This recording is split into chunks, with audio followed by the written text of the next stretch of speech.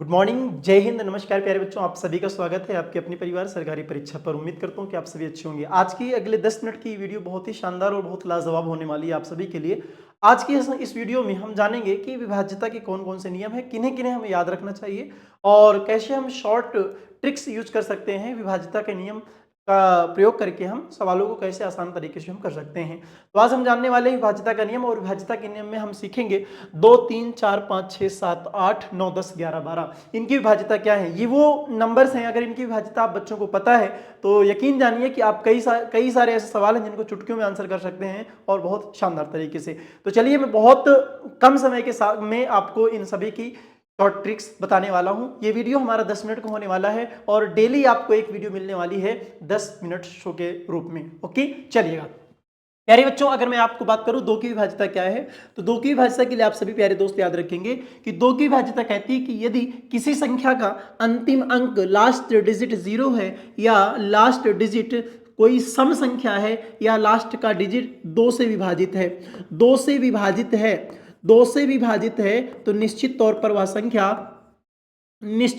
संख्या किससे कटेगी? 2 से विभाजित होगी। एग्जाम्पल के रूप में अगर मैं आप बच्चों को दिखाऊं, मान लीजिए कि कोई संख्या है 22, क्या लास्ट का डिजिट 2 से कट रहा है? निश्चित तौर पर यह संख्या कट जाएगी। मान लीजिए एग्जाम्पल के तौर पे मैंने कहा आपसे कि 232, क्या लास्ट का डिजिट 2 है? बिल्कुल कट जाएगी। मैंने एग्जाम्पल दिया आपको बच्चों को 430, क्या लास्ट का डिजिट 0 है? बिल्कुल यह संख्या 2 से कट जाएगी। ऐसे ही मैंने एग्जांपल दिया आपको 501090, यहां पर एक 6 अंकों की एक संख्या दिखाई दे रही है जिसका लास्ट डिजिट 0 है, तो यहां पर आपको 2 से विभाजित करने की जरूरत नहीं है, बल्कि आपको लास्ट का डिजिट देखना है कि 0 है, यानी यह निश्चित तौर पर संख्या किससे कटेगी? 2 से विभाजित हो जाएगी।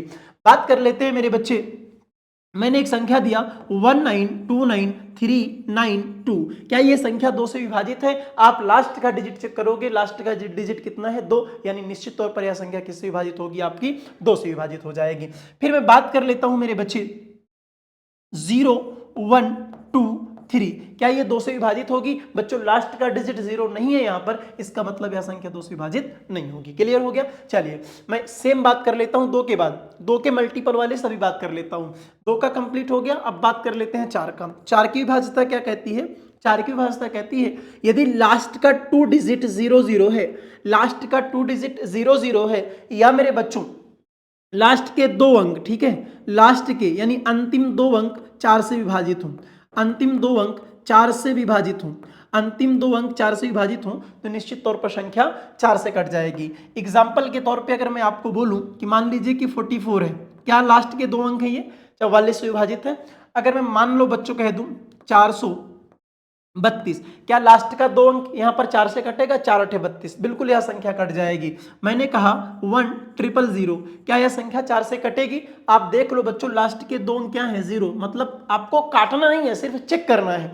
लास्ट के 2 अंक 0 0, इसका मतलब यह 4 से कट जाएगी। मैंने एक संख्या लिखा 1 2 3 4 5 6, क्या ये संख्या 4 से कटेगी? तो आप कहोगे सर लास्ट के 2 अंक चेक कर लिए जाए। 56, क्या 56 आपका 4 से कट रहा है? आप कहोगे सर हाँ बिल्कुल कट रहा है 56, 14 चौके 56, मतलब ये भी 4 से कट जाएगा। मैंने एक एग्जांपल लिया 3213, क्या ये संख्या 4 से कटेगी? आप कहोगे लास्ट के 2 अंक चेक करने हैं, क्या ये लास्ट के 2 अंक 4 से कटेंगे? 4 3 12, एक रिमाइंडर बच रहा है, मतलब ये संख्या 4 से नहीं कटेगी। अर्थात 4 की विभाज्यता कहती है किसी भी संख्या का अंतिम 2 अंक 0 0 हो या अंतिम 2 अंक 4 से कट रहा हो तो वह 4 से विभाजित हो जाएगी।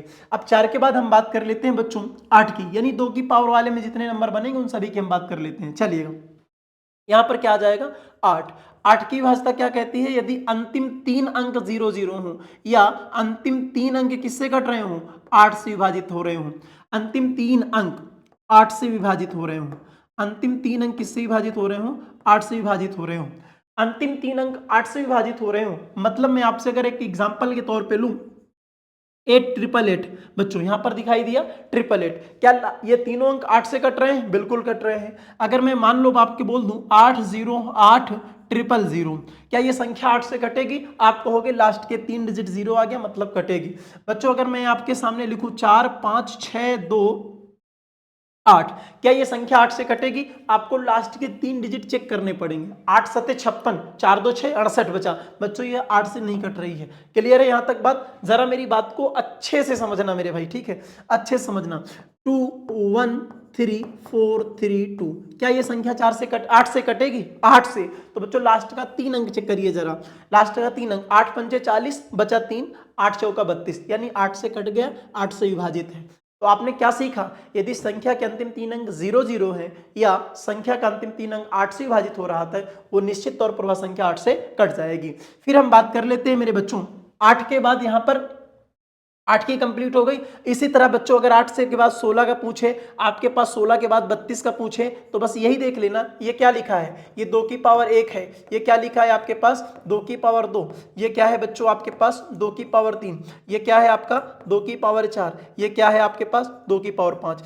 जितनी पावर दी गई है सभी की, उतना ही लास्ट का डिजिट आपको देखना है। उतना 0 होना चाहिए या तो उतना ही लास्ट का डिजिट उस संख्या से विभाजित हो रहा हो। तो निश्चित तौर पर यह संख्या आपकी क्या हो जाएगी बच्चों?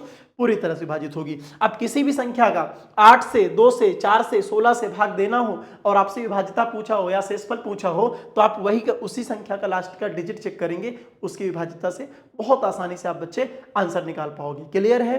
बोलो। मैं मान लो एक एग्जांपल देता हूं 16 के लिए, एक एग्जांपल दे दूं।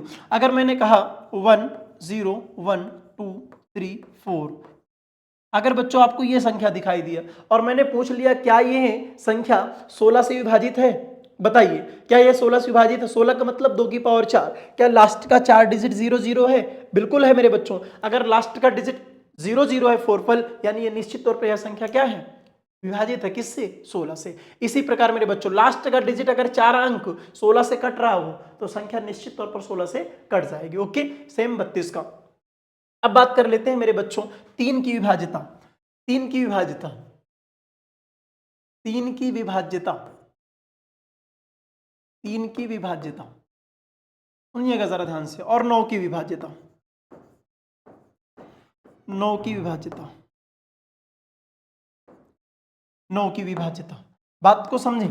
3 की विभाज्यता क्या कहती है? यदि संख्या के अंकों का योगफल 3 से विभाजित है तो निश्चित तौर पर संख्या 3 से विभाजित हो जाएगी।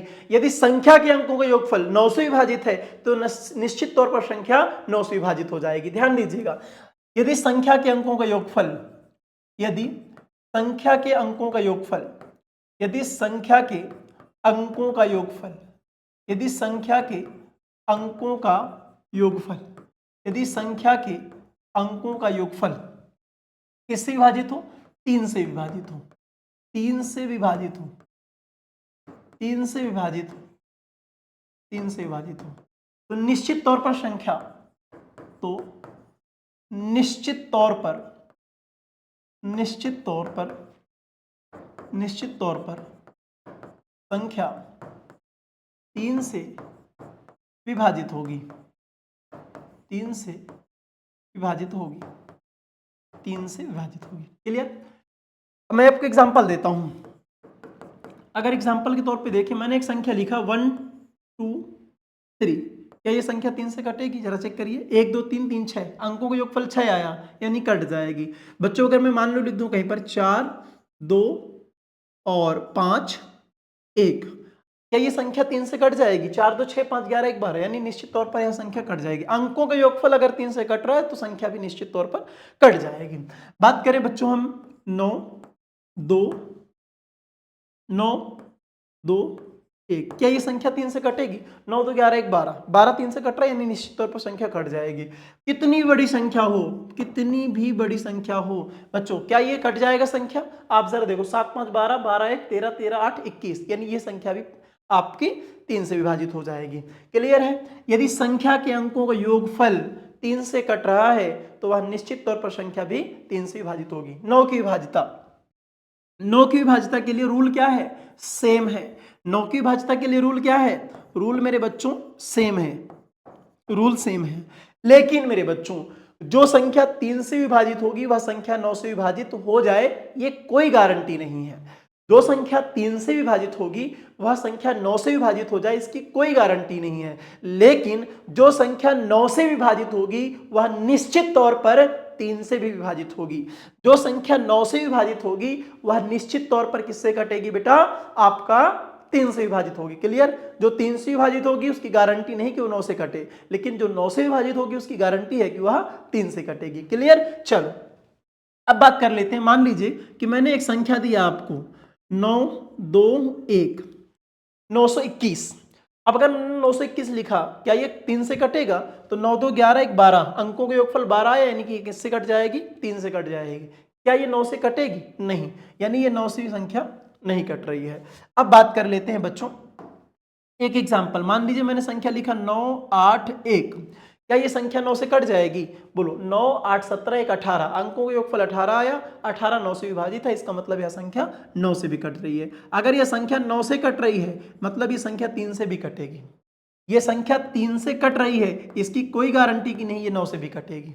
ठीक है, बात समझ गए हैं? बोलो बच्चों, तो अंकों का योगफल किससे कट रहा हो? यदि 9 से कट रहा हो या 3 से कट रहा हो तो संख्या 9 और 3 दोनों से विभाजित है। यदि संख्या के अंकों का योगफल 3 से विभाजित है तो बच्चों गारंटी नहीं है कि 9 से कटेगा, लेकिन अगर संख्या के अंकों का योगफल 9 से कट रहा है तो निश्चित तौर पर वह संख्या किससे कटने वाली है? आपकी 3 से भी कटने वाली है। तो आज हमने जाना बच्चों 2 4 8 और 16 32 की विभाज्यता, साथ ही साथ 3 और 9 की विभाज्यता आज की इस 10 मिनट की वीडियो में। जस्ट इसके अगले पार्ट में हम जानेंगे बच्चों शेष विभाज्यता, जो रूल बचे हैं उसका पार्ट नंबर 2 में। तो आज की वीडियो कैसी लगी कमेंट सेक्शन में जरूर बताएं, और ऐसे ही टॉपिक वाइज डेली 10 मिनट के शो में मैं आपके बहुत सारे कॉन्सेप्ट क्लियर करने वाला हूं। तो आज ही चैनल को जरूर सब्सक्राइब करें, सरकारी परीक्षा चैनल से जरूर जुड़ें। धन्यवाद, थैंक यू।